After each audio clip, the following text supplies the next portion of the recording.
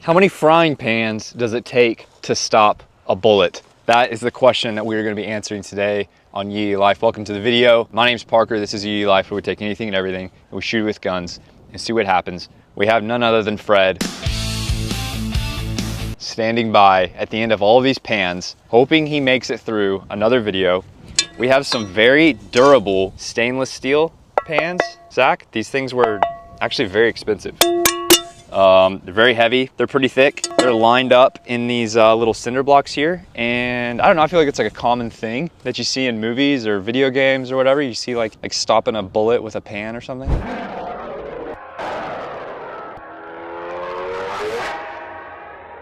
Yeah, like some guy in his kitchen who's getting shot at and he's like, whew! He's like frying an egg and then he's, whew! Does that happen? I don't know. How many pans are there? We have, I think like 20. We have plenty left over in the truck too to replace these so that we have fresh pans as we get to higher and higher caliber bullets. Okay, so I'm gonna clear this table of pans because Zach actually over-ordered, I think. Dude. Because these things are really durable. And I don't want Fred to just be getting cocky back here, not even close to any of the action. I want it to be close enough to where Fred actually fears for his life in this video. What does that leave us with? 1, 2, 3, 4, 5, 6, 7, 8, 9, 10. Perfect. Yeah, I think that's good. Oh! Okay, we are down to 10 stainless steel frying pans. Fred is standing by. He is a little more nervous now that there's not 18 pans in front of him.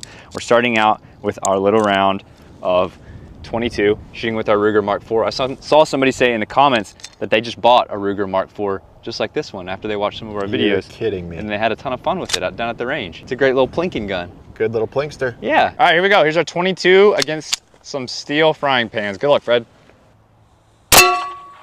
You nipped it. I nipped it. Did it bounce off? All right. Did bounce off. Our first pan held up. See if there's a bulge in the back. There is. Pretty significant bulge there in the back. But our first pan was able to stop our round of 22. Fred is still fine back there. Let's move up. All right, our 22 was not able to make it through our first pan. Let's see what our Glock 19 will do. We have a round of Full Metal Jacket 9mm. You guys know the drill. Every time I shoot the 9mm, I do a behind the back trick shot, try to get in the chamber. I've never gotten it. Maybe today will be the day. You're fighting the wind today, dude. I know. Northwest. That hit my knuckle. That looked pretty close. Maybe next week. What are you gonna do after you hit the 9mm shot? Maybe deagle? Deagle? Yeah. Here we go. 9mm against our steel frying pans. Firing. Go through? It did. It went through our first one. Big hole here in the front. Look at that. Look at that little hatch that just goes whoop, and then dented our second pan. See our bullet anywhere, or did it go flying? Oh yeah, here's the bullet. Oh, look at That's that. our bullet. Yeah, it looks pretty cool. 22 was 0. 9mm, 1. Next up is 44 Magnum? No, 45 ACP. Okay, we have our pans replaced over there. We're moving up to our 45 ACP, the fatter bullet, moving a little bit slower, shooting it with our 1911 here. Let's see if the 45 ACP can beat the 9mm and go through 2 pans. I'm expecting the same result. Okay, all right, 1911 against our steel frying pans. Firing. Can't tell from here. Okay, it did go through. Made it through our first pan. Ooh, this one was a little bit different exit. This one like splintered out. I don't know how to describe it. It kind of just like came out all around. Whereas the 9mm just kind of was like a single hatch in the exit. Our bullet bounced off the second pan, just like the 9mm, and was never to be seen again. What are we doing? Looking for the bullet. I don't see it. You see it anywhere? Oh, is that it? Oh. All right, we can't find the 45 ACP. It matched our 9mm as Zach had predicted. It went through our first pan, bounced off the second. They are tied for the lead right now. Let's move up to the 44 Magnum, see if that can make it clean through 2 pans. All right, moving up to our revolver, shooting around a 44 Magnum. So I'm hoping that it can go through at least 2. I know personally, I know it can go through a bear from when I took one down back in 2023 in Alaska. Just stop with that. With what? Did I already tell you that? It was on, did you ever watch the show, The Deadliest Catch? Isn't that a fishing show? Yeah. The bears love the fish though. So I was on one of those boats, the Northwestern, if you remember it, off the coast of Anchorage. Bear swims out while we're sleeping, comes into our bunk room. I had this on me, popped him. I don't think I caught that episode, man. Yeah, I don't think they aired it because it's pretty bad. It was a bad situation. All right, 44 Magnum against some frying pans. Good luck, Fred. Firing. What No was that? way. Did that hit the top of your truck? I think the round just landed inside my truck.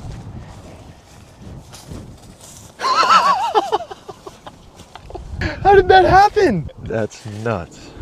Guys, we did not fake this. What are the odds? So wait, let's see if it went through the first pan.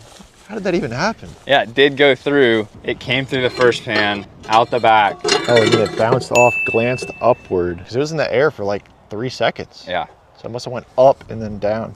I'd be curious to rewatch that and see the hang time of the bullet. Okay, I think we're going Deagle next. Let's see what this one will do. How many pans do you think the Deagle's going I through? don't know. I would say like 4, but this steel is holding up really well. So I guess I'm gonna say 2. Through 3, bounce off the 4th? Okay, I think it's gonna go through 2, bounce off the 3rd. We'll see about that. I guess we will. Yeah. All right, here we go. We have our Desert Eagle. We have our round of 50 AE here. I'm excited to see what this one is gonna do. Let's see if I take a casing to the face as usual from our Desert Eagle here. Firing. Such a weird sound. Definitely went through a It was few. like, whoa. Didn't sound like that at all. Here we go. 1, 2, 3. What is this? So we have a hole here. We have a dent here. Another exit, and then it bounced off of the 4th. Just knocked our 5th pan back. Bullet is nowhere to be found. Wow. Went through 3 pans cleanly, bounced off the 4th. So our Deagle is currently in the lead by a landslide. The 9mm, the 44 Magnum, and the 45 ACP all only went through 1 pan. The Deagle has gone through 3 and bounced off the 4th. Let's move up and see if anything can beat it. Maybe the AR? Maybe, but the Deagle typically holds up pretty well, man. No, I was just saying maybe we move up to the AR now. Maybe. All right, moving up to our AR here. This is the first rifle that we've shot, shooting around a green tip 5.56. This is gonna be very interesting to see head to head. The green tip 5.56 was actually the one that penetrated the furthest through our tires that we just shot last week. Is it going to beat the Deagle yet again and maybe even beat the 308 again in terms of penetration? Let's see. All right, here we go. Green tip 5.56, locked and loaded. Good luck, Fred. You ready, Zach? Yep. Firing. Didn't move at all. It's gotta be just because that bullet is going insanely fast compared to the other ones, and it just went through like butter. Here's our small, clean entry through 1, 2. Look how much different this entry is. That bullet starts to turn. This is number 3. 4, at this point, that bullet is like splintering into different pieces. So there's like multiple entries right here. 4, and then bounced off of our 5th right here. Look at that. That almost looks like the tip of the bullet right there, Zach. Big bulge in the back, like multiple bulges right here, but it did not come through. And I am seeing a piece right here. Oh yeah, look at that. Wow, that's like the tip of the bullet. I know, that's what I'm saying. Like, I feel like you can just see that right there. It like bounced off right there.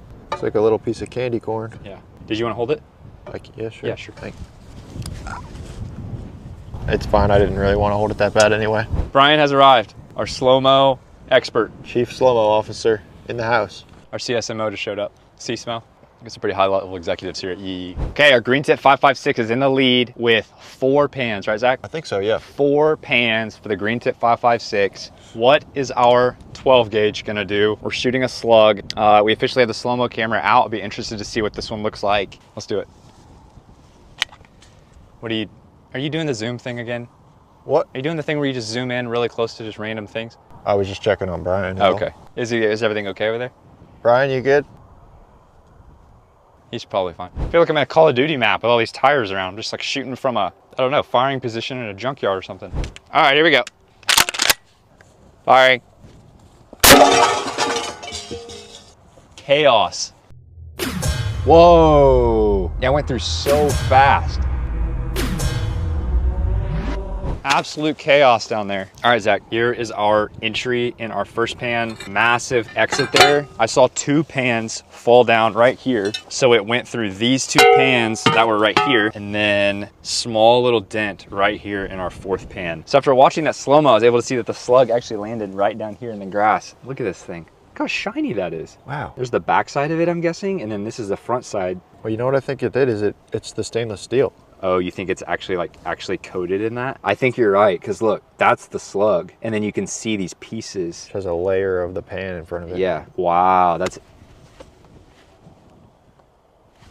So the slug was able to make it clean through 3 pans, bounce off the 4th. All right, so the Green Tip 556 still in the lead. Let's move up to the 308, shoot the Scar, and see if that one can make it through more than 4 pans. Okay, we're getting ready to move up to the Scar, and before we do, I want to tell you guys that the best way to support the channel is by grabbing something at yeeyee.com. That's my full-time job. I run a brand called Yee with my 2 brothers right here in Texas. We're a brand built off of faith, freedom, and the outdoors. Faith meaning that we believe that Jesus is who he says he was, that he is the Son of God, and that there's no other name under heaven by which men must be saved. Freedom meaning we believe in the founding principles of this country that allow us to shoot guns here on private land in Texas, and the outdoors. In a world of increasingly depressed people sitting inside on their phones, get outside and go do something fun with the boys.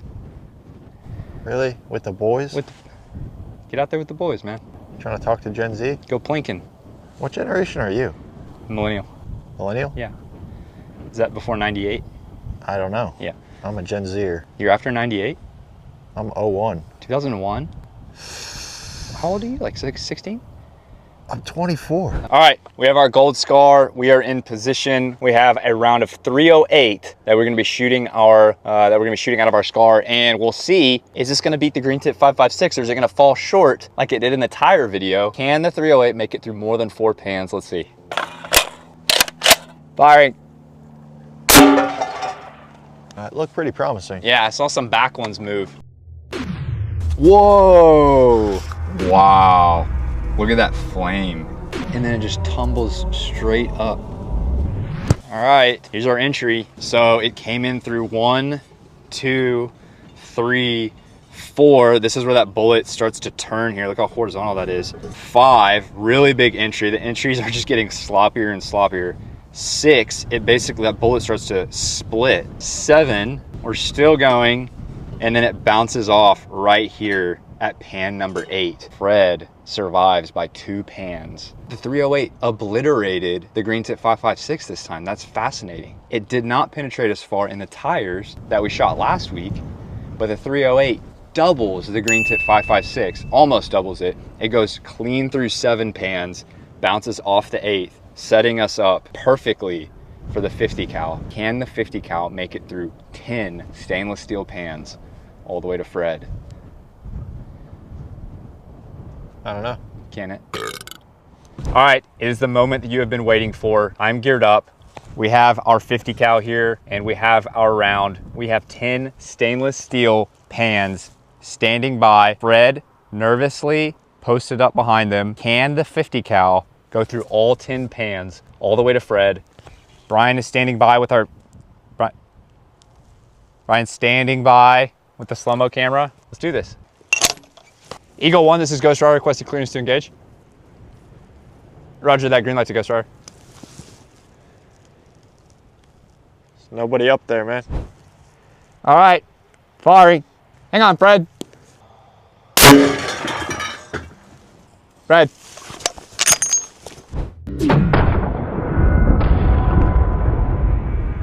Wow, dude, I think it may have made it to number 9. I definitely see holes in number 9. There's just a big flash. Rewind it again. So that bullet entered pretty center, kind of veered up and up and up, and then caught that 9th pan. Yeah, man, I think it may have made it to number 9. Let's go see. All right. Oh my gosh, dude, it literally made it to number 10, but wasn't enough to make it through to Fred.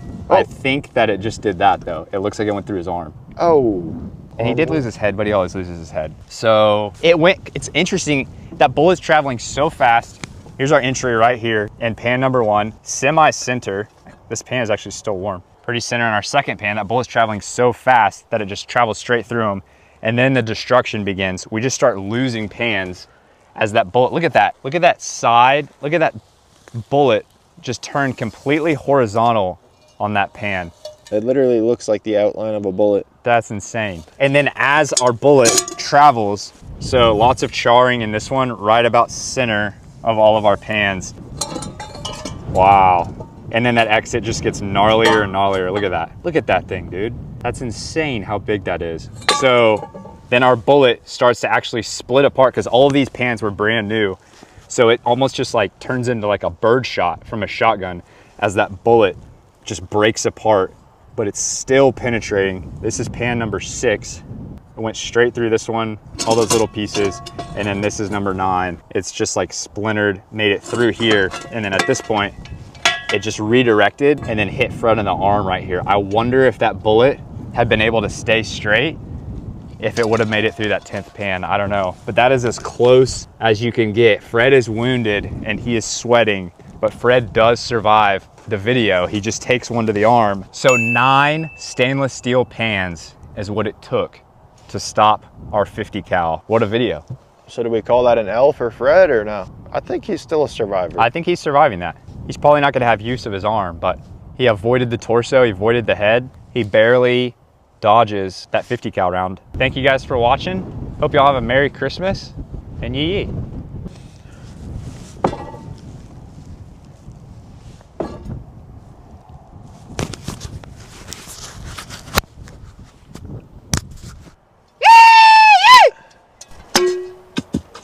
Quite the weapon. Merry Christmas to all a good night. Everybody make sure you lock your doors this week. We don't want a wet bandit situation. Kevin McAllister home alone. If you know, you know. Zach, can we get a tank when we hit 10 mil? No. Whistling Diesel has one. People are saying we're like the Wish Whistling Diesel. The Whistling Diesel. Thank you guys for watching. Jesus is the reason for the season.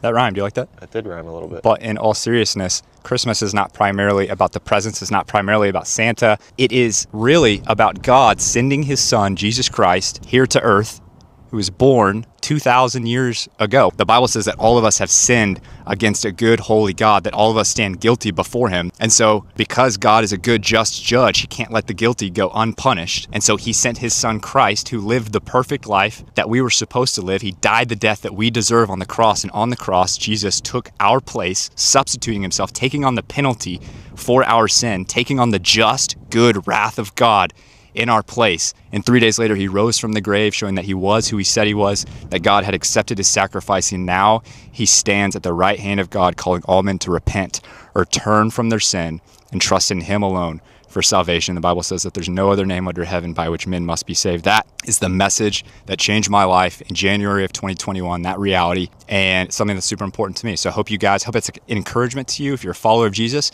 and if you're not, then I hope you would consider it. Life is short and eternity is long. Yee yee.